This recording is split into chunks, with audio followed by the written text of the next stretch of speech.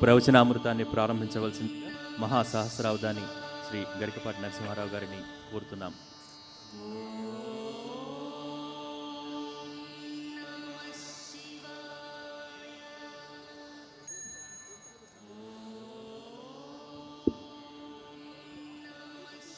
మాతృదేవోభవ. క్షీరాబ్ధిం జనించనంటనొక ఆశీర్వాదవాక్యము. అమ్మా, క్షీరాబ్ధిం జనించనంట ఒక ఆశీర్వాదవాక్యము. విస్ఫారత్ఫేన నికుంజ పుంజముల నా భాగ్యంబుగా. క్షీరాబ్ధిం జనించనంట ఒక ఆశీర్వాదవాక్యము. విస్ఫారత్ఫేన నికుంజ పుంజముల నా భాగ్యంబుగా.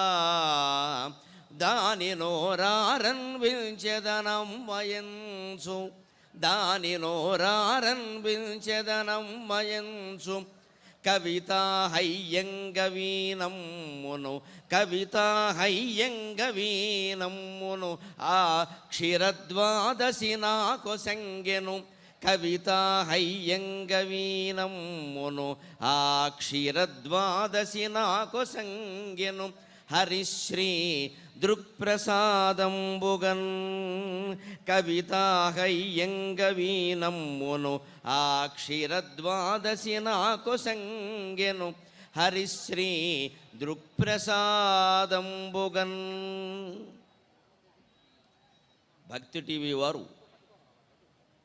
పార్వతీ పరమేశ్వరులకి 16 రోజుల పండుగలాగా 16 రోజులుగా నిర్వహించినటువంటి కార్తీక మాస కోటి దీపోత్సవం ముగింపు సందర్భంగా భక్తి టీవీ యాజమాన్యానికి, అహోరాత్రులు శ్రమించినటువంటి భక్తి టీవీలో పనిచేస్తూ ఉన్న ప్రతి ఉద్యోగికి, ఇక్కడికి వేలు కాదు లక్షలు కాదు అంతకు మించినటువంటి లక్షోపలక్షల సంఖ్యలో హాజరవుతున్నటువంటి ప్రజానీకానికి, భక్త సముదాయానికి, అయ్యో వెళ్ళలేకపోయామే అని మనస్సులో బాధ పీడిస్తూ ఉన్నా వారి చలువ వల్ల ప్రత్యక్షంగా తిలకించగలుగుతున్నటువంటి అనంత కోటి ప్రజా సముదాయానికి పరమశివుని యొక్క ఆశీర్వచనం, అనుగ్రహం లభిస్తుందని ఆశిస్తూ ముగింపు సందర్భంగా ఈరోజు మనం మహత్తరమైనటువంటి జ్యోతిస్తత్వాన్ని గురించి, శివతత్వాన్ని గురించి, అమరలోకంలా కైలాసంలా కనిపిస్తూ ఉన్నటువంటి ఈ అమరనాథేశ్వర తత్వాన్ని గురించి తెలుసుకుని రాగద్వేషరహితమైనటువంటి మనస్సుతో ఒక జ్యోతిలా వెలుగొందుతూ ఇళ్ళకి వెళదాం అందరూ కూడా. దీపం జ్యోతి పరం బ్రహ్మ, దీపం సర్వతమోపకం, దీపేన సాధ్యతే సర్వం, సంధ్యాదీప నమోస్తుతే.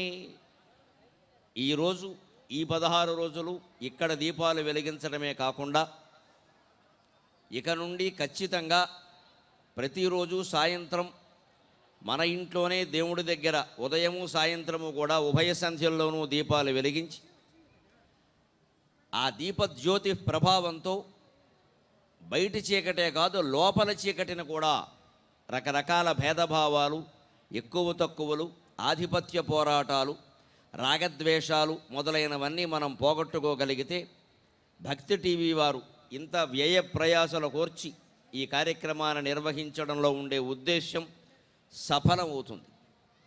అది సఫలం కావాలి అంటే మనం జ్యోతిస్తత్వాన్ని భౌతికంగానూ, మానసికంగానూ, ఆధ్యాత్మికంగానూ కూడా అర్థం చేసుకోవాలి. ముందు భౌతికంగా విద్యుత్ దీపానికి మనం పెడుతున్నటువంటి నూనె దీపానికి ఒక ప్రధానమైన తేడా ఉంది. విద్యుత్ దీపం ఎంత కాంతిగా వెలిగినా ఒక బల్బుతో ఇంకో బల్బు వెలిగించలేం మనం. ఒక బల్బు వెలగగానే దాన్ని చేత్తో పట్టుకుని ఇంకో బల్బు వెలిగిస్తే అది వెలక్కపోగా మనమేమవుతామో తెలియదు. విద్యుత్ దీపం అది మాత్రమే వెలుగుతుంది. ఇంకో బల్బు వెలగాలంటే ఇంకో చోట పెట్టాల్సిందే, ఇంకో స్విచ్ వేయాల్సిందే, దానికి తగిన ఏర్పాటు చేయాల్సిందే. కానీ ఇక్కడ పెట్టినటువంటి నేతి దీపాలు, నూనె దీపాలు ఏవైనా మీరు చూడండి, ఒక్క దీపం ఉంటే ఆ దీపంతో కోటి దీపాలు వెలిగించవచ్చు. మన సంప్రదాయం అంత గొప్పది. ఆ దీపం పెట్టండి, ఆ దీపం పెట్టండి, ఆ నువ్వుల నూనెతో పెట్టండి, వీలైతే ఆవు నేతితో పెట్టండి అని ఎందుకు చెబుతారు అంటే, ముందు భౌతికంగా ఆ నేతి యొక్క శక్తి, ఆ నూనె యొక్క శక్తి ఆ జ్యోతిలో ప్రవేశించి అది మనం కళ్ళతో చూస్తాం కాబట్టి మన కళ్ళ మీద కూడా దాని కాంతి పడి చూపు ప్రభావం పెరుగుతుంది. ఈవేళ పూర్వం 40 ఏళ్ళు వస్తే కానీ చత్వారం వచ్చేది కాదు. చత్వారం అంటేనే 40 అని అర్థం. సంస్కృతంలో చత్వారింశతు అంటే 40. ఆ చత్వారింశతే పలుకుబడిలో చత్వారం అయింది. అందుకే కళ్ళజోడిని చత్వారం చూడంట. 40 ఏళ్ళు వస్తే కానీ వచ్చేది కాదు. ఇప్పుడు అదృష్టవశాత్తు 4 ఏళ్ల పిల్లకు కూడా 4 కళ్ళు వస్తున్నాయి శుభ్రంగా. మనం చేర్పించినటువంటి పాఠశాలల మహత్యమాన్ని లక్షల రూపాయలు కట్టాం కదా, చదువు వచ్చినా రాకపోయినా కళ్ళజోళ్ళు వస్తున్నాయి ముందు ఖచ్చితంగా. అందుకని ఈ కళ్ళకి చూపు శక్తి పెరగాలి అంటే ఈ దీపకాంతుల్లో పిల్లల్ని చదివించాలమ్మా. కేవలం భక్తి మాత్రమే కాదు, చదివించవచ్చు. పూర్వం మేమందరం ఇలాంటి దీపాల దగ్గర చదువుకున్న వాళ్ళమే. మా ఊళ్ళో నేను 77లో డిగ్రీ పూర్తి చేసే వరకు మా ఊళ్ళో విద్యుత్ అనేది లేదు. కేవలం నూనె దీపం దగ్గరే చదువుకున్నాం. అనుమానం వెళ్ళా ఆ రోజు ఇక్కడ పెద్దవాళ్ళందరికీ అనుభవంలో ఉన్న విషయాలే చదువుకున్నాం. కళ్ళకి కూడా మంచి కాంతి, ఎంతసేపు చదివినా కూడా ఇబ్బంది కలగదు. అదే విద్యుత్ దీపాలైనా మరో దీపాలైనా ఎంత ఇబ్బందో మనకి తెలుసు. ముందు భౌతికంగా ఈ కాంతి కళ్ళకి మంచిది. ఇక మానసికంగా చూడండి, కార్తీక మాసంలో ఇక్కడ ఇన్ని దీపాల శోభ ప్రతిరోజు కనిపిస్తూ ఉంటే అసలు ఇదే వైకుంఠం, ఇదే కైలాసం, ఇదే స్వర్గం. ఇక్కడ ఈ ఎన్టీఆర్ స్టేడియంకి భక్తి టీవీ వారు మొత్తం 14 లోకాలని ఇక్కడ దించేశారని మనకు అనిపించట్లేదండి. ఇంకెక్కడికైనా వెళ్ళాలని అనిపిస్తుందా? రాత్రి 10 కానీ 10:30 కానీ 11 కానీ ఆ దీపాలు వెలిగించి ప్రసాదం చేతిలో పెట్టి బాబు మీరు వెళ్ళి రండి అని వారు నమస్కారం పెట్టే వరకు మనం కదలలేకపోతున్నాం ఇక్కడి నుంచి. అందున ఈ వియోగ బాధ ఈవేళ చివరి రోజున ఇంకా ఎంత తీవ్రంగా ఉంటుందో నేను అర్థం చేసుకోగలను ఖచ్చితంగా. అందుకని ఈవేళ మళ్ళీ ఎప్పుడు అసలు కిందటిసారి కోటి దీపోత్సవం నిర్వహించి ఏడాది అయిందా అని వారితో అనుబంధం కలిగిన మాబోటి పండితులందరికీ అనుమానం వస్తుంది. ఏడాది అయిందా ఏమిటో నిన్నో మొన్నో చూసినట్టుగా ఉంది ఈ జనానంతటినీ. ఇది జనజ్యోతి. ఈ జనజ్యోతి జ్ఞానజ్యోతిగా వెలుగొందాలి అంటే దీపం భౌతికంగా ముందు కళ్ళకి ఉపయోగం కలిగించినట్టే మానసికంగా ఒక ఆనందం కలిగిస్తుంది. ఈ కాలంలో మీరు ఇక్కడే కాదు, ఏ దేవాలయంలోనైనా మనం దీపాలు వెలిగిస్తాం. దేవాలయంలో ప్రధానంగా గర్భగుడి ద్వారం ఉంటుంది, అక్కడ వెలిగించాలి. దారికి అడ్డంగా, ఇంకా కార్తీక మాసం ఉంది కాబట్టి చెబుతున్నా, దారికి అడ్డంగాను గడపల మీద పెట్టేయకూడదు. అది ఇబ్బందే కాకుండా ప్రమాదాలు కూడా జరుగుతాయి. దానివల్ల మన్నాడు పాపం అర్చకులు కూడా ఇబ్బంది పడతారు ఇదంతా శుభ్రం చేసుకోలేక. ఆ గర్భగుడి ముందు ఉండే గుమ్మం ఉంటుంది, దానికి ఆ మూడు వైపులా పెట్టాలి. కింద నేల మీద పెట్టకూడదు దీపాన్ని, ఆ 3 వైపులా పెట్టాలి. సరిగ్గా ఆ వెలుగులో మీరు లోపల శివుణ్ణి చూడండి, సాక్షాత్ కైలాసంలో పరమేశ్వరుని చూసినట్టుగా ఉండదండి ఆనందం. మామూలుగా దైవ దర్శనానికిను ఈ దీపాల వెలుగులో చూడడానికి కారణం అది. ఆ గర్భగుడి గుమ్మానికి ఉండేటువంటి 3 వైపులు త్రిగుణాలు అయితే ఆ త్రిగుణాలకి అతీతుడైనటువంటి లోపల పరమేశ్వరుడు గుణాతీతుడైనటువంటి భగవంతుడు. మనం కూడా గుణాతీతంగా ఎదగాలి కాబట్టి ఆ గుణాతీతమైనటువంటి పరమేశ్వర దర్శనం మనం పొందగలుగుతాం. ఇది ఇందులో ఉండేటువంటి మానసికమైనటువంటి కోణం. ఇక ఆధ్యాత్మికమైన కోణం ఏమిటయా? శంకరాచార్య స్వామి జగద్గురువులు ప్రత్యేకంగా దీపం యొక్క తత్వాన్ని, ఒక్క దీపాన్ని ఆధారంగా చేసుకుని మీరు ఆలోచిస్తే మొత్తం ఆత్మజ్ఞానాన్ని పొందగలరు. వేరే ప్రయత్నం ఏమీ ఎక్కర్లేదు. 5 నిమిషాలు ఆలోచించండి చాలు అని మనకు ఒక శ్లోకం అందించారు. సంస్కృతంలో చాలా గొప్ప శ్లోకం. ఆత్మతత్వాన్ని తెలపడానికి శంకరాచార్య స్వామి శతశ్లోకి అని 100 శ్లోకాలు రాశారు. మహానుభావులు విశాఖపట్నంలో ఉంటారు, వేదుల సుబ్రహ్మణ్య శాస్త్రి గారని. ఆ 100 శ్లోకాలకి చక్కగా సజీవమైన వ్యవహార భాషలో తాత్పర్యాలు రాసి లోకానికి అందించారు మహానుభావులైన. అలాగే దశశ్లోకి అని రాశారు, ప్రత్యేకంగా 10 శ్లోకాలు. ఇవి 100 చదవలేరేమో అన్నట్టుగా శంకరాచార్య స్వామి దశశ్లోకి అని రాశారు. ఆయనకి తెలుసు కలియుగంలో మన బద్ధకాలు ఎలా ఉంటాయో, మన ప్రజ్ఞలు ఎలా ఉంటాయో. మనకి ఓ పని చేయడానికి ఖాళీ ఉంటే రెండో పనికి ఖాళీ ఉండదు. అందుకని మందాశ్చ అల్ప ప్రజ్ఞాశ్చ అని వ్యాసుడు భాగవతంలో చెప్పినట్టుగా కాస్త మనం అన్నిటికీ ఓపికలు తగ్గిపోయి ఉంటే కాస్త గట్టిగా ఏదైనా ఒక్కరోజు కాస్త పని చేశాము అంటే మళ్ళీ 2 రోజులు పడుకోవలసిందే. అరగడియ భోగం 6 నెలలు మరో యోగం అన్నట్టుగా ఉంటుంది మన వ్యవహారం. అది తెలుసును కాబట్టి శంకరాచార్య స్వామి పాపం వీళ్ళు కష్టపడలేరు, కలియుగంలో వాళ్ళు వీళ్ళకి ఒక్క శ్లోకంలో చెబితే అర్థమవుతుందని చెప్పారు. ఆ ఒక్క శ్లోకాలతో 5 నిమిషాల్లో మనం జ్యోతిస్తత్వం ద్వారా ఆత్మతత్వాన్ని తెలుసుకునేటువంటి ప్రయత్నం చేద్దాం. గురు శిష్య సంవాదం రూపంలో ఉంటుంది అది. కిం జ్యోతిస్తవ భానుమాన్ అఘనిమే రాత్రౌ ప్రదీపాదికం స్యాదేవం రవిదీపదర్శన విధౌ కిం జ్యోతి ఆఖ్యాహి మే చక్షుః తస్య నిమీలనస్య సమయే కిం జ్యోతి ధీః ధియో దర్శనే కిం తత్రాహం అతో భవాన్ పరమకం జ్యోతి తదస్మి ప్రభో. ఈ ఒక్క శ్లోకాన్ని రోజు పొద్దున్న సాయంత్రం ఒక్కసారి చదువుకుని మిగిలిన సమయంలో దాని భావాన్ని కనుక మనస్సులో భావించగలిగితే, అర్థం చేసుకోగలిగితే, దాన్ని అన్వయం చేసుకుని జీవితంలో ఎప్పుడు ఏ విషయం ఎదురైనా సరే దానికి దీన్ని మందుగా ఉపయోగించగలిగితే అద్భుతమైనటువంటి ఆత్మజ్ఞానంతో ప్రతి క్షణం మనం కూడా పార్వతీ పరమేశ్వరులాగే అనురాగంతో దంపతులు ఉండగలుగుతారు. పిల్లలు గణపతిలాగా, కుమారస్వామిలాగా పరమానందంతో పెరుగుతారు. ఏమిటి దీని భావం అంటే, గురువుని శిష్యుడు అడుగుతున్నాడు, అయ్యా నాకు ఆత్మజ్ఞానం కావాలి అంటే, అయ్యా దీపం వెలిగించవయ్యా ఆత్మజ్ఞానం వస్తుంది అన్నాడు. దీపం వెలిగిస్తే ఆత్మజ్ఞానం ఎలా వస్తుందంటే, దీపం వెలిగిస్తే చీకటి పోతుంది, కాస్త వెలుగు కనిపిస్తుంది. అది కూడా దీపం మనం చూస్తూనే ఉన్నాం, దీపం కాంతి చుట్టూ పడుతుంది. ఏదో విచిత్రమైన విషయం, దానికి కింద పడదు, దానికి దగ్గర పడదు. మహానుభావులు మన ఇంట్లోనే ఉన్నా బయట వాళ్ళందరూ లోకంలో గౌరవిస్తారు, ఇంట్లో వాళ్ళు వాళ్ళని మామూలుగానే చూస్తారు. ఎందుకంటే ఆయన చాలా మామూలుగా కనపడుతూ ఉంటాడు, వాస్తవం స్నానం చేస్తూ ఉంటాడు, తువ్వాలు కడుతూ ఉంటాడు, తుడుచుకుంటూ ఉంటాడు, మామూలుగా ఉంటాడు, కాఫీ తాగుతూ ఉంటాడు, తిరుగుతూ ఉంటాడు, ఆ మనవాడే కదా అన్నట్టుగా ఉంటుంది. తండ్రి ఎంత జ్ఞానవంతుడైనా కొడుకు ఎలా కనపడతాడంటే ఫీజు కట్టే పేరెంట్లా కనపడతాడు, జ్ఞానవంతుడిలా కనపడ్డు.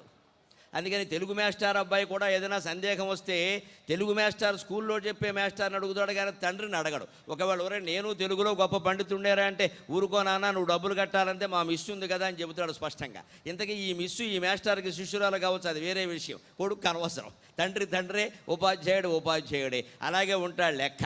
అందుకని మామూలు దీపం యొక్క కాంతి కింద క్రీనీయడానికి కిందే పడడం లేదండి, చుట్టూ ఎలా పడుతుంది, ఆత్మలో లోపల ఉండేటువంటి చీకటి ఎలా పోగొడుతుంది అంటే, ఆయన ఎంత చమత్కారంగా పరమ తార్కికంగా మనందరికీ సామాన్యులకు కూడా ఏమాత్రం సంస్కృతం రావడం కాదు, భాషాజ్ఞానం లేకపోయినా పర్వాలేదు, పామరులమైనా పర్వాలేదు, కూలి పని నాలి పని చేసుకునే వాళ్ళమైనా పర్వాలేదు, అర్థమయ్యేలా ఎలా చెబుతున్నారంటే, ఒక్క ప్రశ్నకి సమాధానం చెప్పండి, ఆలోచించండి. కిం జ్యోతిస్తవ, అసలు మీరు లోకాన్ని చూడగలుగుతున్నారు, లోకంలో వస్తువులన్నీ కనపడుతున్నాయంటే ఏ దీపం ఆధారంగా మీరు చూడగలుగుతున్నారు అన్నారు. దీపాలు ఏం కాంతి లేకపోతే చూడలేం కదండి. వెంటనే శిష్యుడు సమాధానం చెప్పాడు, భానుమాన్ అఘనిమే. అదేమిటండి, సూర్యుడు వెలుగొందుతున్నాడు కదా, కొన్ని కోట్ల కిలోమీటర్ల దూరంలో ఉన్నా కూడా ఇక్కడికి ఆయన కాంతి పడుతుండబట్టి కదా మనం చూడగలుగుతున్నాం అన్నాడు. బాగుందయ్యా, భానుమాన్ అఘనిమే, పగలు సూర్యకాంతి వల్ల చూడగలుగుతున్నాం, మరి రాత్రో అన్నాడు. వెంటనే చంద్రకాంతి అనకూడదు, చంద్రకాంతిలో మనం వస్తువును చూడడం కుదరదండి, చంద్రకాంతిలో వస్తువులు స్పష్టంగా కనపడవు, చంద్రకాంతిలో వంట వండుకుందుకు వీల్లేదు. 100 దీపాలు పెట్టి వంటలు చేస్తేనే వంటలు తినేలా ఉన్నాయా అంటే అనుమానంగా ఉన్నాయి, బయట నుంచి తెప్పించుకుంటున్నాం. ఇక మళ్ళీ చంద్రకాంతిలో వంటలు చేస్తే ఇంకా చెప్పక్కర్లేదు ఇంకా. అందుకని చంద్రకాంతి కేవలం ఆహ్లాదం కలిగిస్తుంది, ఉత్తేజం కలిగిస్తుంది, కానీ మనకి ఉపయోగిస్తుంది భౌతికంగా అని చెప్పలేం. అందుకని రాత్రి ఎలా చూడగలుగుతున్నాం వస్తువుల్ని, ఇదిగో ఇన్ని ఇక్కడ రాత్రి చిమ్మ చీకటి, ఇవాళ కృష్ణపక్షం కూడా వచ్చేసింది, ఇవాళ అప్పుడే పంచమి షష్ఠి వచ్చేసింది, తెల్లారితే షష్ఠి. ఇటువంటి చిమ్మ చీకట్లో కూడా ఈ దీపాల వెలుగులో మనకి అన్నీ కనపడుతూ ఉన్నాయి. అంటే పగలు సూర్యుని వల్ల మనం చూడగలుగుతున్నాం, రాత్రి దీపాల వల్ల మనం చూడగలుగుతున్నాం. అంటే శంకరాచార్య స్వామి గురువు శిష్యుని వెంటనే అడుగుతున్నాడు, బాగుందయ్యా ఆ చక్షు దానికి కూడా శ్యాదేవం, అలాగైతే రవిదీపదర్శన విధౌ కిం జ్యోతి, ఆ సూర్యుణ్ణి దీపాలని నువ్వు చూడగలుగుతున్నావంటే కారణం ఏమిటన్నారు. ఆలోచించాల తర్కం అంటే అది. సూర్యుడు ఎలా కనపడుతున్నాడు మనకి, కళ్ళు లేని వాడికి సూర్యుడు కనపడతాడా? ఇక్కడ ఇన్ని దీపాలు వెలుగుతూ ఉండొచ్చు, ఎవరైనా పొరపాటుని దురదృష్టవశాత్తు అంధులు ఉంటే వాళ్ళు ఏమంటారు, దీపాలు బాగున్నాయా, నా తరఫున దీపాలకి మీరు కూడా దండం పెట్టండి, వచ్చే జన్మలోనైనా ఈ అంధయోగం పోయి మనకి జ్యోతులు కనపడతాయి, ఏమిటో గుడ్డివాడిని అయిపోయాను, గుడ్డివాడిని అయిపోయాను, ఎన్ని శస్త్రచికిత్సలు చేయించుకున్నా నాకు కళ్ళు రాలేదు, ఈ దీపకాంతులు పొరపాటున మనస్సులో ఊహించుకుంటేనైనా కళ్ళు వస్తాయేమో అని ఇక్కడికి వచ్చాను అనుకుంటూ ఉంటాడే. మరి ఆయనకి ఎలా కనపడుతున్నాయండి, కళ్ళు లేకపోతే ఏం కనపడవు కదా, దీపాలున్నా సూర్యుడు కనపడాలన్నా కళ్ళు ఉండాలి. అందుకని శిష్యుడు ఏమన్నాడు అంటే, సూర్యుడు దీపాలు నీకు కనపడడానికి ఉపయోగపడే జ్యోతి ఏదయ్యా అంటే చక్షుహు. అదేమిటండి, కనపడుతూనే ఉంది కదా గురువు గారు, 2 కళ్ళు ఉన్నాయి కదండి అన్నాడు. బాగుందయ్యా, అయితే ఒక ప్రశ్న, మనమంతా ఆలోచించాల్సిన విషయం. కళ్ళు ఉండబట్టి అన్నీ కనపడుతున్నాయి అంటున్నాం కదా. తస్య నిమీలనస్య సమయే కిం ఆఖ్యాగిమే. వాటిని మూసుకున్నప్పుడు కూడా నీకు మనస్సులో కొన్ని దృశ్యాలు కనపడుతున్నాగయా, కలలు కంటున్నావు కదా, ఏవో ఊహించుకుంటున్నావు కదా, ఆ ఊహలో ఏవో శరీరాలన్నీ కనపడుతున్నాయి కదా, సింహాసనాలు అన్నీ కనపడుతున్నాయి కదా, జంతువులు, చెట్లు, చేమలు, పుట్టలు అన్నీ కనపడుతున్నాయి కదా. మరి కళ్ళు మూస్తే వస్తువులు ఎలా కనపడుతున్నాయా అంటే ధీహి అన్నాడు చాలా తెలివిగా. నిజమేనండి, మనస్సు ఉంది కదా, దాన్నే బుద్ధి అంటాం కదా. మరి మనస్సు ఉన్నప్పుడు మనస్సు పగలు చూసిన వస్తువుల్ని లోపల గుర్తుపెట్టుకుని మళ్ళీ మన కళ్ళు మూసుకున్నాడు చూపిస్తుంది కదా. సోలార్ బల్బులు అంటాం చూడండి మనం, అవి ఏం చేస్తే పగలు సోలార్ ప్యానల్స్ పళ్ళాల్లో ఉంటాయే, పెద్ద పెద్ద పళ్ళాల్లాగా, అవి సూర్యకాంతిని సంగ్రహించి మనకి రాత్రి దీపం వెలిగేలా చేస్తున్నాయి కదా. అలాగే మన మనస్సు కూడా పగలు కళ్ళల్లో ఉంటుందండి, రాత్రి మన కంఠంలో ఉంటుందండి కలగనేటప్పుడు మనస్సు. అలా గాఢ సుషుప్తిలో ఉన్నప్పుడు, గాఢ నిద్రలో ఉన్నప్పుడు హృదయంలో ఉంటుందండి ఖచ్చితంగా. పగలు కంఠంలో కళ్ళల్లో ఉంటుంది కాబట్టి మనం అన్నిటికీ మనస్సు మనకి తారుమారు చేసి అందిస్తోంది. మనం చూస్తున్న వస్తువులు, మనుషులన్నీ తిరగేసి కనపడతాయి మనకు ఖచ్చితంగా. కంటిపాప మీద, రెటీనా మీద తిరగేసి పడతాయి. మన మనస్సు వాటిని మళ్ళీ సరిచేసి మనకు అందిస్తుంది, లేకపోతే అందదు. అందుకని మనస్సు లేకపోతే మనకి ఏది అర్థం కాదు, పొగలు కళ్ళు. అలాగే రాత్రి కలగనేటప్పుడు కంఠం దగ్గర ఉంటుంది మనస్సు. దానికి నిదర్శనం ఏమిటంటే, అందుకే కలగనేటప్పుడు మనం ఎంత అరుద్దామని ప్రయత్నించినా వీలు కాదు. ఎందుకంటే కంఠంలో ఉంది మనస్సు అడ్డంగా, మాట అక్కడి నుంచే రావాలి. కలగంటున్న మనస్సు అక్కడే ఉంది అంటే ట్రాఫిక్ జామ్ అయిందని అర్థం అన్నమాట. అక్కడి నుంచి మనస్సు పలికేటువంటి సమస్య లేదు, అందుకని అక్కడ ఆగిపోయింది. అందుకని కలగంటున్నప్పుడు కంఠంలో ఉంటుంది మనస్సు అన్నారు. అందుకని ఇలాంటప్పుడు మరి కళ్ళతో చూడడం సాధ్యం కాదు కదా. అయినా కళ్ళు మూసుకున్నా కూడా తస్య నిమీలనస్య సమయే కిం, ఆ కళ్ళు మూసుకున్నప్పుడు నీకు ఎలా కనపడుతుందో ఈ ప్రపంచం. కిం జ్యోతికి ఆఖ్యాహిమే అంటే మనస్సు అన్నారు. ధియో దర్శనే కిం, ఆ మనస్సు కూడా లేని స్థితి ఒకటి ఉందండి మనకు తెలుసండి బాగా. మనస్సు కూడా లేని స్థితి అంటే గాఢ సుషుప్తి. కలలు కూడా కనకుండా నిద్రపోతాం చూడండి, ఒళ్ళు మరిచి నిద్రపోయాం, ఆద మరిచి నిద్రపోయాం అంటాం. ఆద అంటే తెలుగులో ఒళ్ళు, శరీరం అని అర్థం. అందుకే ఆదమరిచి అంటారు. ఆదమరిచి నిద్రపోయామన్నారు. అప్పుడు ఏమయ్యా ఒళ్ళు మరిచి నిద్రపోయావన్నాం కదా, మరి ఆ ఒళ్ళు మరిచి నిద్రపోయిన దాన్ని చూసిన వాడు ఎవడండి? ఎవడు చూడకపోతే పొద్దున్న ఎవరు చెబుతున్నారండి ఈ విషయాన్ని? ఎవరో ఒకరు చూసి ఉండాలి కదా. అంటే మనస్సు కంటే భిన్నంగా ఓ గొప్ప వెలుగేదో లోపల వెలుగుతూ ఉండాలి కదా అని చెప్పి, అప్పుడు బుద్ధి కూడా మనస్సు కూడా పనిచేయనప్పుడు మనం దేని ద్వారా చూస్తున్నామంటే తత్ర అహం, అక్కడ నేను అనే ఒక స్ఫురణ తప్పితే ఇంకేం లేదండి. అందుకే ఆ చూసిన వాడు పొద్దున్నే లేచి నేను హాయిగా పడుకున్నా, ఆనందంగా ఉన్నా. ఆ హాయిగా పడుకున్నప్పుడు కల కూడా లేదు కదా, శరీరం ఎక్కడుందో మనకు తెలియదు కదా, మనస్సు లేనే లేదు కదా. మరి హాయిగా పడుకున్నా అంటున్నవాడు ఎవడండి అంటే వాడు నేనేనండి, ఇంకెవరూ లేరండి. తత్రాహం అంటే అతో పరమకం భవాన్ జ్యోతి, అందువల్ల నువ్వే అన్నిటికంటే గొప్ప వెలుగయ్యా. తత్వమసి అహం బ్రహ్మాస్మి, ఆ పరమాత్మే మనలో ఆత్మజ్యోతి స్వరూపంలో ఉన్నాడు. అంటే నేను అని ఎవరో తెలుసుకోండి. అదే దేవుడు అని రమణ మహర్షి సహా, శంకరాచార్య స్వామి సహా, కృష్ణమూర్తి గారు సహా మహానుభావులందరూ ఎందుకు చెబుతారు అద్వైత వేదాంతులందరూ అంటే, ఆ లోపల వెలుగుతున్న వెలుగు ఉందే మొదలి వెలుగు అంటారు, దాన్ని ఆద్యజ్యోతి అంటారు. అది పరమాత్మ, అదే మనం. దానికి మనకి తేడా ఏమీ లేదు, శివుడికి మనకి తేడా ఏమీ లేదు. మధ్యలో ఉన్న తేడాలన్నీ మహామాయలే. ఆ ఒక్క ఆత్మజ్యోతిని కనుక్కోగలిగితే చాలు. అందుకని భవాన్ పరమకం జ్యోతికి అన్నట్ట. అప్పుడు శిష్యుడికి బాగా అర్థమై ఒక్క శ్లోకంలో మొత్తం తత్వం అంతా చెప్పేశారండి 5 నిమిషాల్లో, ఎంత బాగుందిదని. తదస్మి ప్రభో అన్నట్ట నమస్కారం చేసి, అవునండి నేనే ఆ జ్యోతి, నాకు అర్థమైందండి అన్నట్ట. మనం ఇక్కడ 16 రోజుల ముగింపు ఉత్సవం సందర్భంగా అర్థం చేసుకుని వెళ్ళవలసిన విషయం అది. దానికి ఇక్కడ మీకు ప్రత్యక్షంగా ఉన్న హిమాలయ దర్శనం ద్వారా, పరమేశ్వర విగ్రహం ద్వారా, అమరనాథ క్షేత్ర మహిమ ద్వారా, అమరనాథ కథ ద్వారా మనం తెలుసుకుని చాలా స్పష్టంగా అవగాహన పొంది వెడదాం. అమరనాథ యాత్ర ఇప్పుడు చాలా గొప్ప యాత్ర, గొప్ప ఆకర్షణీయమైన యాత్ర. వెనక కాశీ వెళ్ళావా అనేవారు. ఇప్పుడు అలా అన్నల్లా, అమరనాథ్ వెళ్ళావా. జీవితంలో హిందూ అన్న ప్రతివాడు ఎంత యాతన పడైనా అమరనాథ్ వెళ్ళాలి అంటున్నారు ఖచ్చితంగా. ఏమిటి అమరనాథే వెళ్ళాలి అంటాం? మనం అమరనాథ్ అందరూ వెళ్ళలేం, దానికి బాగా వ్యాయామాలు చేయాలి, ఊపిరి బిగబట్టుకుని ఉండగలగాలి, కొండలన్నీ ఎక్కాలి, ఏదో డోలీ ఎక్కాలి. మనం చూసి జాలి పడేవాళ్ళు ఎక్కువైపోతారు అక్కడి నుంచి. పెద్దవాళ్ళు వెళ్ళలేరు, ఆడవాళ్ళు వెళ్ళలేరు, చిన్నపిల్లలు వెళ్ళలేరు, చాలా ఇబ్బందులు ఉన్నాయి. వెళ్ళలేకపోయినా కూడా అమరనాథ్ కథ వింటే, కథాతత్వం అర్థమైతే అమరనాథ్ వెళ్ళిన ఫలం, అమరనాథ్ వెళ్ళిన అనుభూతి కలుగుతుంది. ఆ అనుభూతి మనందరికీ ఇన్ని కోట్ల మందికి కలిగించడానికే అమరనాథేశ్వరుణ్ణి మనం దర్శించే విధంగా ఇక్కడ శివలింగంతో పాటు శివ విగ్రహాన్ని కూడా ఏర్పాటు చేసి వెనకాల అమరనాథ క్షేత్రంలో ఉన్నట్టే హిమాలయ శిఖరాల దృశ్యం అంతా ఉండండి. చూడండి అమ్మ, హిమాలయ శిఖరాలన్నీ ఎంత ఉన్నాయో, ఎలా ఉన్నాయో, ఎంత ఉన్నతంగా ఉన్నాయో అవి చూస్తూ ఉంటే మనస శిఖరాణం చ సదృశీతే సమున్నతికి అని అంటాడు కాళిదాసు కుమార సంభవంలో. హిమవంతుని యొక్క మనస్సు ఎలా ఉంది అంటే ఆయన శిఖరాలు, ఆ పర్వత శిఖరాలు ఎంత ఉన్నతంగా ఉన్నాయో హిమవంతుడు మనస్సు కూడా అంతే ఉన్నతంగా ఉందిట.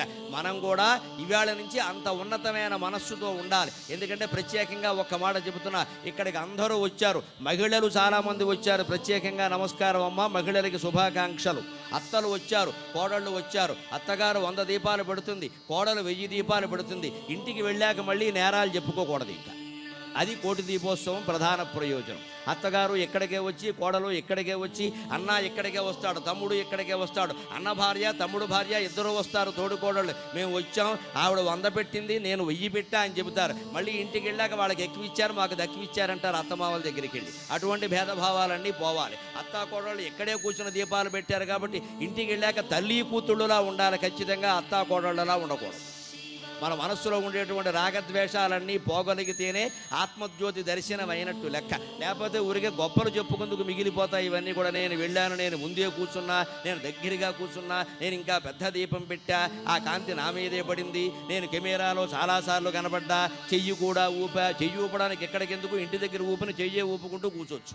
దానికోసమా ఇంత దూరం రావాల్సింది? భగవద్ దర్శనం కోసం రావాలి ఖచ్చితంగా. ఎవరికో మనం కనిపించడం అనేది ప్రధానమైన విషయం కాదండి. దాని మీద దృష్టిలో పెట్టకండి. భగవంతుడి దృష్టిలో మనం పడాలి. ఆత్మజ్యోతి దర్శనం కావాలి అంటే ఆ రాగద్వేషాలు అత్తాకోడళ్ల మధ్యలో, అన్నదమ్ముల మధ్యలో, అప్పచెల్లెళ్ళ మధ్యలో కూడా ఉన్నాయి. ఈ మధ్యన అక్కగారికి కాస్త ఎక్కువ బంగారం ఇచ్చి ఏదైనా కొంచెం పేదింటి వెళ్ళాలి కదా అని చెల్లెలకు కొంచెం తక్కువిస్తే చెల్లెలకు కోపం వచ్చేస్తుంది. మా నాన్న నాకు అన్యాయం చేశాడు అంటున్నారు. వీళ్ళు బంగారం కానీ తండ్రి ఎవరికైనా అన్యాయం చేస్తాడా కన్న తండ్రి? అందులో కూడా తేడాలు వస్తున్నాయి. అందరం కార్తీక మాసం దీపాలు పెడుతున్నాం బ్రహ్మాండంగా, అందరం గుళ్ళోకి వెళ్ళేవాళ్ళమే.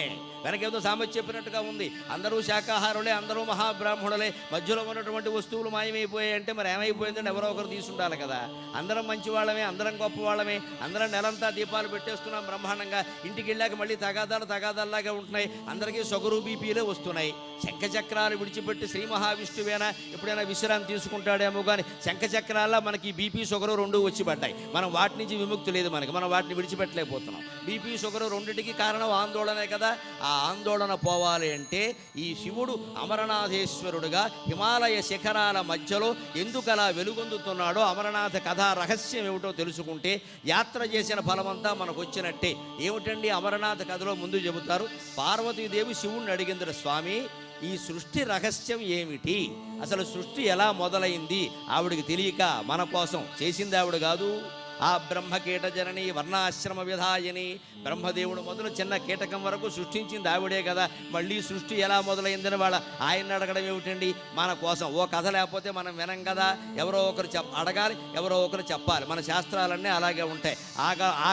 ఆగమం అంటారు మన శాస్త్రాలని. ఆగమం అంటే అర్థం ఆ గా మా 3 సంక్షిప్తాక్షరాలు. వాటికి పూర్తి రూపం ఏమిటంటే ఆగతం శివ వక్త్రేభ్యో గతం చ గిరిజాశ్రుతౌ మా మతం చ వాసుదేవస్య తస్మాద్ ఆగమముచ్యతే.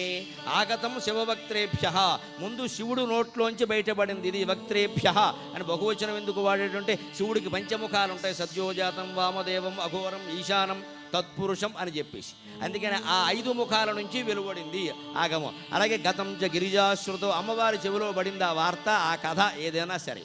తర్వాత మతం చ వాసుదేవస్య, మనకి హిందూ ధర్మంలో ప్రధానమైన దేవం శివపార్వతుల తర్వాత శ్రీ మహావిష్ణువు ఉన్నాడు. మరి ఆయన కూడా ఒప్పుకోకపోతే అది ధర్మశాస్త్రం కాదు. అందుకని మా అక్కగారు బావగారు తీర్మానం చేశాక కాదనడానికి నేనెవరిని, నేను కూడా ఓ ముద్ర ఇస్తున్నా అని ఓ స్టాంపు, ఓ ముద్ర వేసేసేట ఆయన.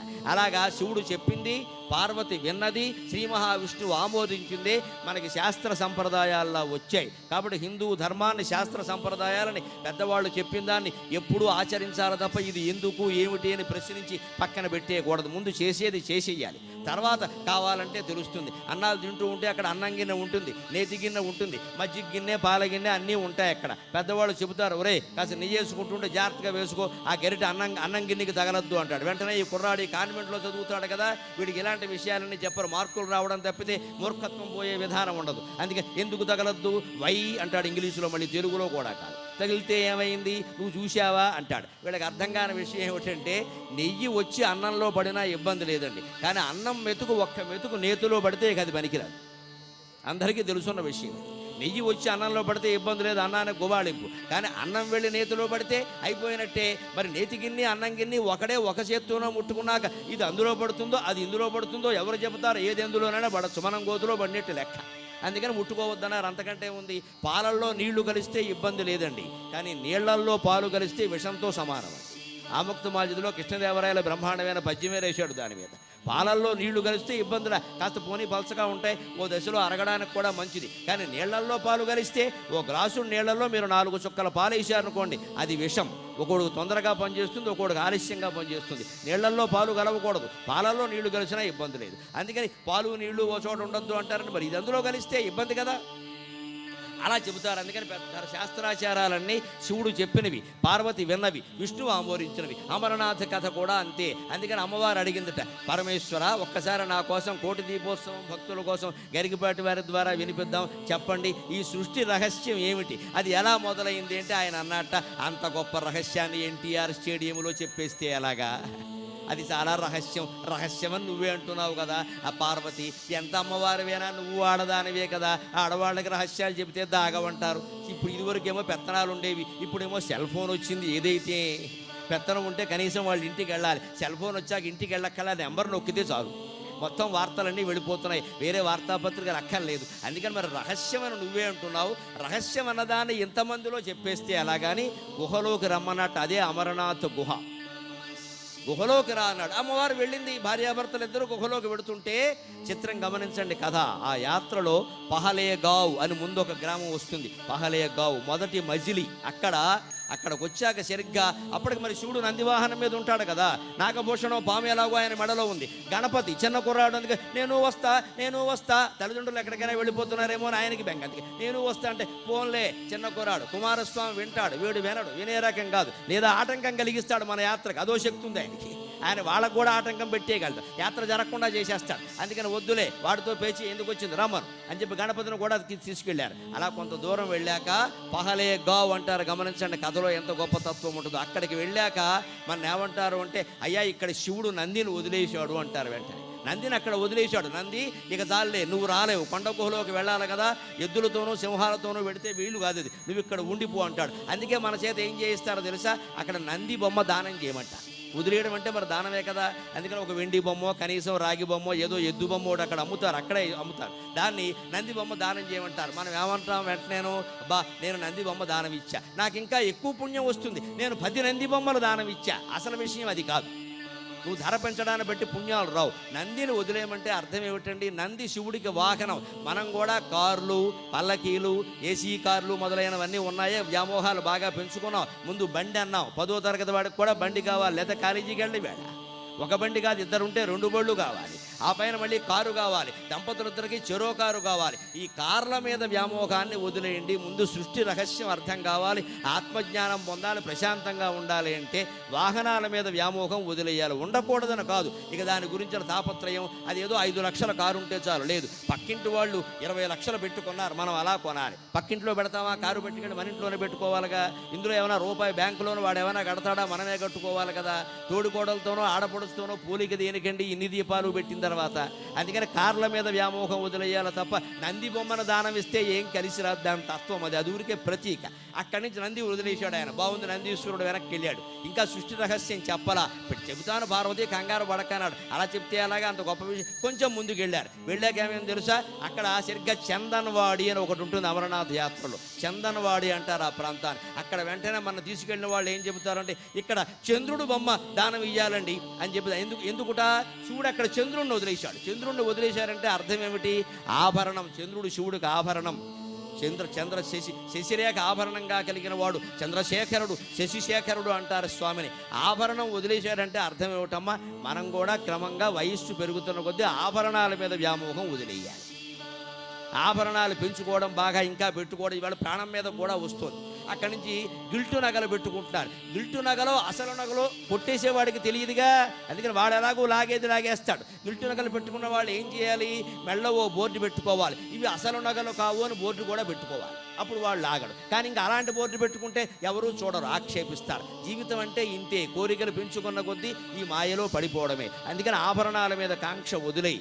ఇవాళ కాస్త స్థూలకాయాలు కూడా పెరుగుతున్న దృష్ట్యా ఆభరణాలు కూడా బరువే కదా, మన శరీరం మనకే బరువుగా ఉంది, ఇంకా ఈ ఆభరణాలు దేనికి పని లేక. అందుకని అసలందం అనేది ఒకటి ఉంటే సరిపోయింది కదా, మిగిలినవన్నీ దేనికి? అసలైనటువంటి ఆభరణం యావత్తు స్త్రీ జాతికి మంగళసూత్రం మాత్రమే ఆభరణం అమ్మ. ఎట్టి పరిస్థితుల్లో వదలకూడదు. 24 గంటలు 365 రోజులు జీవితాంతము ధరించవలసింది మంగళసూత్రం ఒక్కటే. కోటి దీపాల్లో పాల్గొన్నటువంటి ప్రతి స్త్రీ కూడా నిత్యం మంగళసూత్రాన్ని అలాగే ధరించండి. ఫ్యాషన్ పేరు మీద వేరే గొలుసులు ధరించవద్దండి. కోటి దీపాల ప్రయోజనం అది కాదండి. మేము భక్తి టీవీ వారి కార్యక్రమంలో పాల్గొన్నాం. మేము సంప్రదాయమైన పద్ధతిలో ఉంటాం. ఎట్టి పరిస్థితుల్లో మా మంగళసూత్రమే మాకు జగన్మంగళ సూత్రం, శివపార్వతుల యొక్క ఆశీర్వాద సూత్రం. అది వేద సూత్రంతో లెక్కైనటువంటి విషయం అని సగర్వంగా చెప్పండి అమ్మా. ఆ మంగళసూత్రం ఒక్కటి ఉంటే చాలు. శివుడు విషం దాగినా సరే ఎందుకు జీవించి ఉన్నాడు అంటే పార్వతీదేవి యొక్క మంగళసూత్రం మహిమ, తాటంకముల మహిమ అని చెప్పారు. ఆ మంగళసూత్రం ఎంత మది నమ్మినదో అన్నాడు పోతన్న గారు. అదంత గొప్పది. ఆభరణం ఉంటే చాలు, మిగిలిన వక్కల్లా. అందుకని క్రమంగా ఆడవాళ్ళు మగవాళ్ళు కూడా ఆభరణాల మీద వ్యామోహం తగ్గించుకోవాలి. ముందు కార్ల మీద వ్యామోహం తగ్గింది. మనం సొంత కారు కొనుక్కుంటే ఒకటి చాలు. సొంత కారు కూడా లేని వాళ్ళు ఒకటి చేయాలి, ఇబ్బంది లేకుండా. ఇప్పుడు అవసరమైతే అప్పుడు కారు పిలిస్తే గంటకు 200 ఇస్తే కారు వాడు వస్తాడు హైదరాబాద్లో. ఇంకా రాజమండ్రి, కాకినాడ అయితే కొంచెం తక్కువ కూడాను. ఓ 4 గంటలు వాడుకుని ఓ 1000 రూపాయలు వాడు చేతిలో పెడితే శుభ్రంగా అయిపోయిందండి. శనగలు తిన్నాను, చేతులు కొడుకున్నా, ఓ పని అయిపోయింది. అందుకని మనం సొంత కారు పెట్టామనుకో, దానికో 10 లక్షలు పెట్టుబడి, బ్యాంకులోను ఎప్పుడు కట్టుకుంటూ ఉండడం, కట్టలేకపోతే ఇబ్బంది. దాన్ని అపార్ట్మెంట్లో కింద పెట్టడం, ఆడుకునే పిల్లలు ఎవరో బంతి వేశారన్నాం, వేయిపోతే ఏం చేస్తాడు? వాడి బుద్ధి వాడిది. నీ కారు కంటే వాడి బంతి ముఖ్యం. అక్కడి నుంచి గీత పడిందన్నాం, వాళ్ళతో తగాదా పెట్టుకోవడం. ఈ కారు యజమాని తొడవడు, యజమానురాలు తొడవదు. మరి ఎవరు తొడవకపోతే కారు పాడైపోతుంది, ఎక్కేటప్పుడు కానీ కనపడదు. అప్పుడు పట్టుచీర కట్టుకున్న కారు తుడిస్తే ఇబ్బంది. ఇన్ని ఉండబట్టే వదిలేయి, వాహనాలు వదిలేయి, ఆ వ్యామోహం వదిలేయి. సొంత కారు అవసరం లేదు, ఎప్పుడు కావాలంటే అప్పుడు తెప్పించుకో, హాయిగా వాడుకో అన్నారు. రెండవది, చందనవాడి వెళ్ళగానే చంద్రుడిని వదిలేశారంటే అర్థం ఏమిటి? ఆభరణాల మీద వ్యామోహం వదిలేయాలి. ఉన్న ఆభరణాలన్నీ ఎక్కడో పరాయమని కాదు, అక్కడ ఆభరణాల సౌభాగ్యం ఉండవలసిందే. కానీ వ్యామోహాన్ని వదిలేయాలి. అలా ఆభరణాల మీద వ్యామోహం వదిలేసిన తర్వాత 3వ మెట్టు చూడండి, చందనవాడి అంటే అర్థం అది. అక్కడ మనకేదో చంద్రుడు బొమ్మ ఒకటి ఇస్తారు, వెండిది రేకు, దానం ఇవ్వమని చెబుతారు. దాని అర్థం అది. చంద్రుడు రేకును దానం ఇచ్చినంత మాత్రాన వచ్చేది లేదు. ఆ దానం పొందిన వాడికి ఏమన్నా దానివల్ల కలిసి రావచ్చు. అందుకని మనకు కలిసి వచ్చేది ఏం లేదు, దాని తత్వం ఇది. ఇంకొంచెం ముందుకెళ్ళిన వెంటనే చూడండి, ఆశ్చర్యంగా గణేష్ చౌక్ అంటారు ఒక ప్రాంతాన్ని. అక్కడికి వచ్చాక అన్నట్టయినా గణపతిని పిలిచి, ఒరే అబ్బాయి నువ్వు వచ్చావు కానీ గుహలో గడుతున్నావురా అమ్మా, నేను నీకు కొంచెం స్థూలకాయం కదా, పొట్ట కూడా ఎక్కువరా, నువ్వు అందులో పట్టవు, నా మాట విని ఉండిపో అమ్మా అన్నాడు. అంచేది ఎంతైనా తల్లిదండ్రులు అలా ఏకాంతంగా గడుపుతూ ఉంటే పెద్దవాళ్ళైన పిల్లలు కాస్త అర్థం చేసుకుంటారు. అందుకని గణపతి కూడా ఏ ముఖాన్ని ఉన్నాడు, ఏనుగు ముఖానే ఉన్నాడుగా, అర్థం చేసుకుని పోన్లే నాన్నగారు చెబుతున్నారు. ఇదివరకు ఒకసారి నాన్నగారు చెప్పింది కాదన్నందుకే తలకాయ ఎగిరిపోయింది, ఏనుగు ముఖం వచ్చింది. మళ్ళీ ఇప్పుడు కాదంటే ఏం కూడా వస్తుందో అని అలాగే నాన్నగారిని ఆగిపోయాడు. అక్కడ సరిగ్గా చూడండి, గణపతి బొమ్మ దానం చేయమంటారు మీరు యాత్రకెడితే. గణపతి బొమ్మ, వెండి గణపతి కానీ రాగి గణపతి కానీ దానం చేయమంటారు. మనం ఏం చేస్తాం? ఒకటేమిటి, 4 గణపతి బొమ్మలు నలుగురికి దానం ఇచ్చేసి నేను 4 ఇచ్చా, నాకు బోళ్ళు పుణ్యం. దాని అర్థం అది కాదమ్మా. గణపతిని వదిలేశాడు అంటే అర్థం పుత్రుల మీద వ్యామోహాన్ని వదిలేయండి, పుత్రికల మీద వ్యామోహాన్ని వదిలేయండి అని అర్థం. అది మనం చేస్తున్నామా లెక్క. 18 ఏళ్ళు దాటిన తర్వాత పుత్రం మిత్రవదాచరేత్ అన్నారు ఖచ్చితంగా శాస్త్రంలో. పిల్లల్ని ఎలా పెంచాలి అంటే దైవవత్ పంచవర్షేషు దశవర్షేషు దాసవత్ ప్రాప్తేతు షోడశే వర్షే పుత్రం మిత్రవదాచరేత్. ఏ ఆధునిక మనస్తత్వ శాస్త్రము సరిపోని విధంగా మన ప్రాచీన ధర్మశాస్త్రం చెప్పింది. ఎన్ని లక్షల ఏళ్లకైనా ఇది వర్తిస్తుందండి. 5 ఏళ్ళు దాటే వరకు ఆడపిల్లైనా మగపిల్లడైనా సమానంగా చూడాలి. అంతేకాదు దేవుళ్ళ చూడాలి. దైవవత్ పంచవర్షేషు. వాళ్ళకి అన్ని సేవలు చెయ్యాలి, మనం వాళ్ళు చేసుకోలేరు. అందుకని మనం చెయ్యాలి. దేవుడికి చేస్తున్నాం, పిల్లాడికి స్నానం చేయిస్తున్నాం అంటే శివుడికి అభిషేకం చేస్తున్నాం. పిల్లాడికి బట్టలు తొడుగుతున్నాం అంటే అమ్మవారికి చీర పెడుతున్నాం, కుచ్చెళ్ళు చుడుతున్నాం అనుకుని చెయ్యాలి అక్కడ. అలాగే ఆడపిల్లకి జడలో పువ్వులు పెడుతున్నాం. ఇప్పుడు పెట్టడం మానేశారులేండి, ఆ సౌకర్యాలు ఏం లేవు అటువంటివి. అందుకని ఒకవేళ పెడితే ఎవరైనా పుణ్యాత్ములుండి అమ్మాయి శిఖలో కాస్త పువ్వులు పెడితే అమ్మవారి శిరస్సు మీద చెంపకాశోక పున్నాక సౌగంధికల సత్కచ అని పువ్వులు పెడుతున్నాం అనుకుని చేయాలమ్మా. అప్పుడు అమ్మవారికి చేసినట్టే ఉంటుంది. బాలా పూజ అంటారు, మనకు సంప్రదాయం కూడా ఉంది. అందుకని అలా చెయ్యాలి. అలాగే కొంత ఎదిగాడు. దశవర్షేషు దాసవత్ అన్నారు. అంటే అర్థం ఏమిటండి? సరిగ్గా తర్వాత 10 ఏళ్ళు అంటే 6వ ఏడు నుంచి 16వ ఏడు వరకు దాసవత్ సేవకుల్లా చూడమన్నారు. ఈవేళ చాలా అవసరమైన విషయం. చాలామంది తల్లిదండ్రులు తెలియక ఆ సమయంలో గారాబం చేస్తున్నారు. వాడు చదువుకుంటున్నాడు, వాడు ఒక గది ఉండాలి ప్రత్యేకంగా, వాడికి ఒక ఫోన్ ఉండాలి, వాడిని ఎవరు ఇబ్బంది పెట్టకండి అంటారా? లేదమ్మా, ఖచ్చితంగా పిల్లల చేత పనులు చేయించాలి. బ్యాంకుకు కూడా పంపించాలి. అవసరమైతే వాడు చేస్తాడు, చలానా రాస్తాడు, డబ్బు కడతాడు, డబ్బు తెస్తాడు, అలవాటు చేయాలి. అలాగే కిరాణం కొట్టుకు పంపించాలి, ఫ్యాన్సీ కొట్టుకు పంపించాలి, ఇంట్లో పనులు చేయించాలి. అప్పుడు దశవర్షేషు దాసవత్ అమ్మా నాన్నలకి సేవ చేయడం చాలా ముఖ్యం అనిపిస్తుంది వెంటనే. ఆ తర్వాత చూడండి శాస్త్రం ఎంత గొప్పదో. 5 ఏళ్ల వరకు పిల్లల్ని దేవుళ్ళలా చూడండి, తర్వాత 10 ఏళ్ళు సేవకుళ్ళా చూడండి అని చెప్పిన శాస్త్రం. వాళ్ళకి 16 లేదా ఇప్పటి లెక్కల్లో ఓటు హక్కు 18, మైనార్టీ తీరిపోవడం. 18 ఏళ్ళు రాగానే ఏం చేయమన్నారండి? ప్రాప్తేతు షోడశే వర్షే పుత్రం మిత్రవదాచరేత్. అమ్మాయిని కానీ అబ్బాయిని కానీ స్నేహితుల్లా చూడమన్నారు. అంటే స్నేహితులు ఏదైనా మనకి స్నేహం ఉంటే మంచి మాటలు చెబుతాం, విన్నారా మంచిది, వినకపోతే ఏం చేస్తాం, పెద్దవాళ్ళు వింటారేమిటో వదిలేస్తాం స్నేహితుల్ని. అలాగే పిల్లల విషయంలో కూడా బంధం తగ్గించుకోమన్నారు ఖచ్చితంగా. అందుకే సరిగ్గా ఆయనకి 18 ఏళ్ళు దాటే గణపతికి కూడా మైనారిటీ తీరింది, వదిలేశాడు. అది విషయం. అక్కడ గణపతిని వదిలేసాడు అంటే గణపతి బొమ్మదానం ఇస్తే అలాగా పుత్రుల మీద పౌత్రుల మీద వ్యామోహం వదిలేయాలి. ఇంకా అత్తగారులు వాళ్ళు చూడండి, కొంతమంది అంటూ ఉంటారు, మా కోళ్ళు ఇంకా నీళ్ళు వేసుకోవాలా, కోటి దీపోత్సవం చూస్తే ఆ పుణ్యం మీదైనా నీళ్ళు వేసుకుంటుందేమో అని వెళ్ళొచ్చా అంట. విచిత్రం ఏమిటంటే కోడలు నీళ్ళు వేసుకోవడం కూడా అత్తగారికి ఎందుకంటే పని లేక. ఇప్పుడు ఈ వంశం వృద్ధి మనది ఏమైనా సూర్యవంశమా రఘువంశమా? ఇప్పుడు ఇది వృద్ధి చెందడం గొడవ మనకి దేనికి? మన ఆత్మజ్ఞానం ఏదో మనం చూసుకోక అత్తగారు స్థాయికి వచ్చాం, 60 ఏళ్ళు వచ్చాయి అంటే నేనెవరు అని ఆలోచించి ఆత్మజ్ఞానం పొందాలి. కానీ ఇంకా నేను అత్తగారిని కోడల మీద పెత్తనం చేయాలి, ఇది వరకు మా అత్తగారు చేసింది, ఇప్పుడు నేను చేయకపోతే ఎలాగా? ఈ ఆలోచనతో ఉంటే కార్తీక మాసాలు 100 మాసాలు వస్తే మాత్రం కోటి దీపాలు కాదు 100 దీపాలు పెడితే మాత్రం మనస్సులో ఉండే చీకట్లు పోతాయా ఎప్పటికైనా? అసలు కథాతత్వాన్ని అర్థం చేసుకోవాలండి. అందుకని అక్కడ పెట్టారు. సరిగ్గా గణేశుని వదిలేయడం అంటే పుత్ర వ్యామోహం, పౌత్ర వ్యామోహం. వాళ్ళు కలిగారు, వీళ్ళు కలగలేదు. ఆ మాట కూడా పొరపాటు మాట్లాడతాం మనం. మా కోడలు నీళ్ళు వేసుకుందంట, నీళ్ళు వేసుకోవడం కాదండి ఆ మాట. నీళ్ళు వేసుకోవడం అంటే ప్రత్యేకంగా గర్భం ధరించగానే ప్రత్యేకంగా నీళ్ళు ఏం పోసుకోరు. అది అసలు మాట ఏమిటంటే నీరు మోసుకోవడం. ఆవిడ గర్భంలో ఉమ్మనీరు ప్రవేశిస్తుంది. ఆ ఉమ్మనీటిలోనే శిశువు తేలుతూ ఉంటాడు, క్షీరసాగరంలో శ్రీ మహావిష్ణువులాగా. అందుకని నీరు మోసుకోవడం అనే మాట పలుకుబడిలో నీళ్ళు వేసుకోవడం అయింది. అందుకని ఆ నీళ్ళు వేసుకోవడం గొడవ, మళ్ళీ మనవలు పుట్టడం, మనవరాలు పుట్టడం, ఆడపిల్ల పుట్టిందా మగపిల్లాడు పుట్టడం, ఇవి మనకు అనవసరమైన వ్యవహారం. ఈ బంధాలు తగ్గించుకుంటే ఎంత ఆనందంగా ఉంటామండి. ఇక చివరి మాట చూడండి. ఆ గుహ దగ్గరికి వెళ్ళిపోయారు పార్వతీ పరమేశ్వరులు ఇద్దరు. ఇంకా వాళ్ళ దగ్గర ఉన్నది ఏమిటో తెలుసా? పరాయి వస్తువు పాము, నాగాభరణం ఉందండి, మెడలో వాసుకు ఉన్నాడు. అందుకని వెంటనే ఆ పామును కూడా అక్కడ వదిలేశాడు. అందుకే ఆ ప్రాంతాన్ని శేషనాగ్ అంటారు. ఖచ్చితంగా పావును వదిలేశారంటే అర్థం మన చేత పాము బొమ్మ దానం చేయిస్తాడు. మనం వెండి బొమ్మలు దానం చేసినా వచ్చేది ఏంలా. పావును వదిలేయడం అంటే భయాన్ని వదిలేయడం. జీవితంలో పుత్రుల మీద వ్యామోహం తగ్గినా, ఆభరణాల మీద వ్యామోహం తగ్గినా, ధనకనక వస్తువాహనాల మీద వ్యామోహం తగ్గినా, మనస్సులో ఉండే భయం కనుక పోకపోతే ముక్తి పొందే సమస్య లేదు, ఆత్మజ్ఞానం వచ్చే సమస్య లేదు. భయం ఎందుకు కలుగుతోంది? ద్వితీయాద్వై భయం భవతి అన్యోసావన్యోహమస్మీతి నసవేద యథా పశురితి ద్వితీయాద్వై భయం భవతి అని రెండవది ఉంది అనుకోవడం వల్ల భయం వస్తుంది. ఉన్నది ఒకే ఒక పదార్థం సృష్టి అంతా, అదే పరమశివుడు. అదే ఇక్కడ మనకి శివుడు రూపంలో, అక్కడ శివలింగం రూపంలో. అంతేకాదండి, ముగింపు ఉత్సవానికి చరమగీతంగా ఒక్క మాట చెబుతున్నా, అక్కడ శివుడు మాత్రమే దేవుడు కాదు, అక్కడ శివలింగం మాత్రమే దేవుడు కాదు, ఇక్కడ కూర్చున్న సమస్త ప్రజా సముదాయం, చరాచర వస్తు సముదాయం కూడా శివస్వరూపమే. మనం శివుడే ఇక్కడికి వచ్చాడు, శివుడే శివుణ్ణి ఆరాధిస్తున్నాడు, శివుడే శివుణ్ణి చూస్తున్నాడు, శివుడే నడిపిస్తున్నాడు, శివుడే మాట్లాడుతున్నాడు, శివుడే వింటున్నాడు, శివుడే ఇవాళ ఇంటికి వెడుతున్నాడు. ఇంటికి వెళ్ళేది శివుడు, ఇంటి దగ్గర ఉన్నా కూడా శివుడే.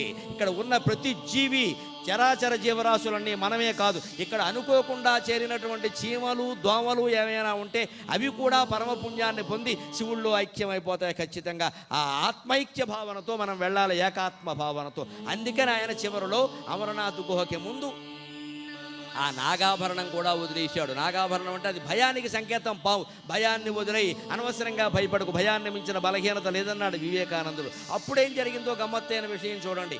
ఇద్దరూ లోపలికి వెళ్ళారు కదా పార్వతీ పరమేశ్వరులు. అప్పుడు అడిగిందిట అమ్మవారు, ఇంతకీ సృష్టి రహస్యం చెప్పవేమయ్యా, సంసారం అంతా వదిలేసాం, ఇప్పటికి పిల్లాడిని వదిలేసాం, కార్లు వదిలేసాం, వాహనాలు వదిలేసాం, ఇంతకీ అసలు విషయం చెప్పవే అంటే, అమాయకురాలా చెప్పడానికి నువ్వు వేరు నేను వేరునా, మనం అర్ధనారీశ్వరులం కదా అన్నట్ట. ఆవిడ ఆయనలో కలిసిపోయింది. ఇక ఉన్నది ఒక్కళ్ళే. అంటే గుహలోకి వెళ్ళాక తెలిసిన సృష్టి రహస్యం ఏమిటంటే ఉన్నది ఒకటే. అదే మొదటి మూల పదార్థం. అదే శ్రీచక్రంలో మూల బిందువు. మీరు అక్కడ మేరువు శ్రీచక్రాన్ని దర్శించారు కదమ్మా. శ్రీచక్రంలో మూల బిందువు ఉంటుంది. ఆ మూల బిందువు ఒక్కటే ఉండేది. అది తర్వాత త్రిభుజాకారంలోకి మారింది. అంటే ప్రకృతి పురుషులు, ప్రకృతి పార్వతీదేవి, పురుషుడు పరమశివుడు. ఆ తర్వాత ఇది అష్టదళ పద్మం, షోడశదళ పద్మం, మళ్ళీ చతురస్రాకారం ఒకటి, మళ్ళీ వృత్తత్రయం, ఇవన్నీ ఏర్పడ్డాయి. అలాగే విశ్వం ఆకారం అంతా ధరించింది. అందుకే శ్రీచక్రాన్ని పూజించమని ఎందుకు చెబుతారంటే, శ్రీచక్రం ఈ విశ్వం మొత్తం నిర్మాణం అవ్వడానికి ఒక మాదిరి. ఒక పెద్ద భవనం కట్టాలంటే ముందు అట్టముక్కలతో మాదిరిగా ఒకటి కడతారు. బ్లూ ప్రింట్ అంటారు, దాన్ని మోడల్ అంటారు. దాన్ని బట్టి మిగిలింది కడతారు. అలాగే అమ్మవారు కూడా విశ్వ నిర్మాణం చేసేటప్పుడు ముందు శ్రీచక్రం తయారు చేసుకుని దాన్ని బట్టి మిగిలింది తయారు చేసింది. అందుకని శ్రీచక్రం అర్థం అయితే సృష్టి మొత్తం అర్థమవుతుంది. అందుకని లోపలికి వెళ్ళాక ఇంతకే అన్నట్ట, నువ్వు వేరు నేను వేరునా పార్వతి, నువ్వు నాలో కలిసిపోతే ఇద్దరం ఒకటే కదా అంటే, ఆవిడ కలిసిపోయాక అప్పుడు అన్నట్ట, ఇప్పుడు అడిగేవారెవరు చెప్పేవారెవరు అన్నట్ట. ఇది సృష్టి రహస్యం. ఇంతకు మించి ఏం లేదు. మొత్తం మీద ఒక్కటే మాట చెప్పుకుని మనం సెలవు తీసుకుందాం. బ్రహ్మ సత్యం జగన్మిథ్యా జీవో బ్రహ్మైవ నాపరః. బ్రహ్మ సత్యం జగన్మిథ్యా జీవో బ్రహ్మైవ నాపరః. జీవన్ముక్తస్తు తద్విద్వాన్ ఇది వేదాంత డిండిమః అని శంకరాచార్య స్వామి చెబుతారు. భగవంతుడు ఆ పరమశివుడు ఒక్కటే సత్యం. కనిపిస్తున్న జగత్తంతా అసత్యం. అసత్యం అంటే లేదు కాదమ్మా, భిన్నంగా కనిపిస్తోంది. ఇది శివుడి కంటే భిన్నమైంది కాదు అని. జగత్తులో మీకు కనిపిస్తున్న ప్రతి మనిషిని, ప్రతి పరిణామాన్ని, ప్రతి వస్తువుని, ప్రతి ఫలాన్ని, మనం ఈ పూజగా లభించే ప్రతిఫలాన్ని కూడా మనం శివస్వరూపంగా భావన చేద్దాం. జీవితంలో మీకు అందరికీ ఏ చింతలు లేకుండా నిశ్చింతగా ఉండేలాగా సమస్త సన్మంగళాలు కలిగే విధంగా ఆ పార్వతీ పరమేశ్వరులు ఇద్దరూ మీకు ఆశీర్వచనాన్ని అందిస్తారని కోరుతూ, సమస్త సన్మంగళాని భవంతు, లోకా సమస్తా సుఖినో భవంతు, స్వస్తి ప్రజాభ్య పరిపాలయంతాం న్యాయేణ మార్గేణ మహీం మహీషాః గోబ్రాహ్మణేభ్యః శుభమస్తు నిత్యం. లోకా సమస్తా సుఖినో భవంతు, లోకా సమస్తా సుఖినో భవంతు, లోకా సమస్తా సుఖినో భవంతు. స్వస్తి. అద్భుతమైన ప్రవచనామృతాన్ని మనకు అందించిన ఆధ్యాత్మికవేత్త మహా సహస్రావధాని శ్రీ గరికపాటి వారికి మరొకసారి ధన్యవాదాలు తెలియజేసుకుంటున్నాం.